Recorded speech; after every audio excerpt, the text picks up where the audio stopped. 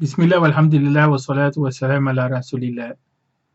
And we continue with session 2, chapter 2 of Imam Zarnuji's text, is his classical text, rahmatullahi alayh, instruction of the student. This section is entitled The Purpose of Study. So here he also begins with a hadith, as he began in the other section, the first section that we encountered. This hadith is known to be a hadith which is strong, is a hadith found in many places. Imam al-Bukhari rahimahullah encouraged that it be used in the beginning of every endeavor, right? As well as other imams. And we find it in the text of Imam al-Nawawi rahimahullah, and the hadith of intention.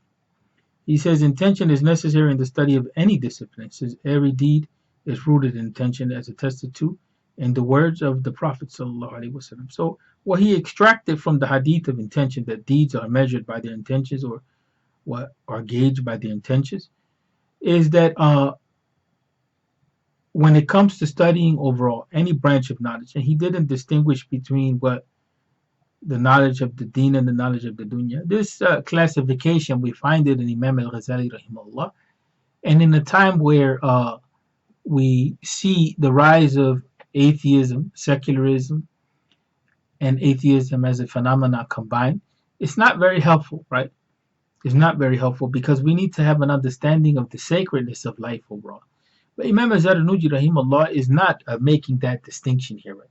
So also we find this thinking in Imam Ibn Khaldun and others, right? A classification of knowledge which allows us to appreciate all sorts of learning, right? And not see various branches of learning as sciences that are opposed to the deen or opposed to growing spiritually.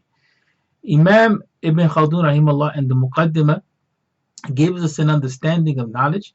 He does deal with the issue of knowledge and types of knowledge and issue of curriculum and issue of epistemology, what is knowledge and how to achieve it and so on and so forth. He gives us a classification which is very beneficial. He teaches us that knowledge is of two types. Knowledge is of two types, that which is transmitted and that which is rational. So with this, we find no opposition. We find no opposition between the branches of knowledge, because definitely in the classification of Imam al-Ghazali rahimahullah, we find an element of what? Leaving the world. So priority is given to what? To knowledge that pertains to the hereafter, as opposed to knowledge which what pertains to the dunya. So the whole of the dunya we find in the example of the Prophet Muhammad sallallahu alaihi wasallam, as was mentioned before, that the whole of the dunya is a means to the akhirah, right?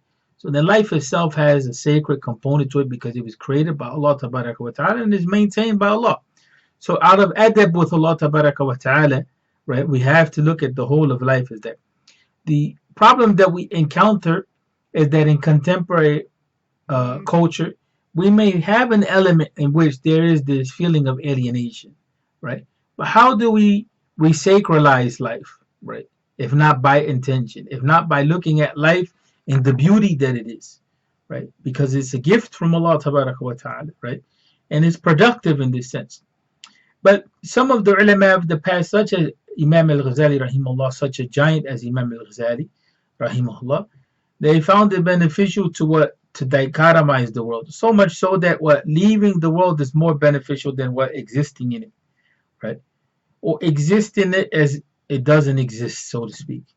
But we find that the Prophet Muhammad sallallahu alaihi wasallam, right, he took pleasure in perfumes and he took pleasure in being married, right? So we found that the life of the Prophet Muhammad sacralized the world, right? So the Sunnah then is a means to gain that deep understanding that the whole of life is something that is sacred. So here he says the intention is necessary in the study of any discipline, since every deed is rooted in intention, right? So then here we have a means of transforming every action that we do so that it is an act of coming close to Allah through intention, right?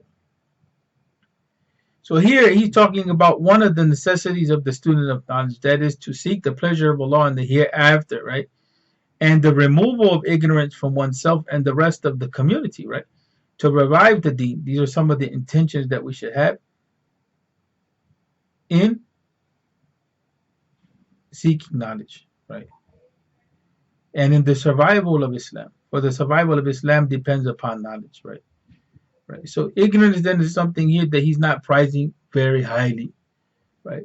So here the intention then is that we focus on more than just learning, but have a greater vision of greater purpose, right? And to be people of service to Islam, to be people of drawing near to Allah wa ta'ala and having a sense of priority, right? Having a sense of priority, right? And how many are the deeds which bear the image of the deeds of the hereafter, but then become through their evil intention among the deeds of this world, right? And then he says, what? How many are the deeds which bear the image of the deeds of this world, but then become through their good intention among the deeds of the hereafter? أقول قولي هذا واستغفر لي ولكم والحمد لله رب العالمين.